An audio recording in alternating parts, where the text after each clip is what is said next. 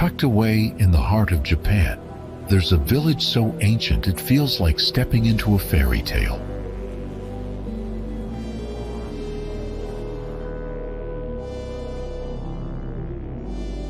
This is Shirakawa-go, where history, culture, and breathtaking beauty blend seamlessly.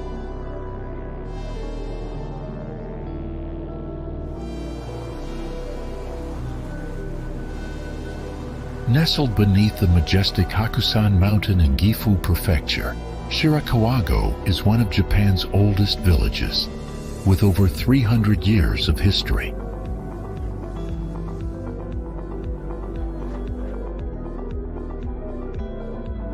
What makes this village stand out is its unique Gasho Zukuri architecture, with steep, thatched roofs designed to withstand the heavy snowfalls of winter.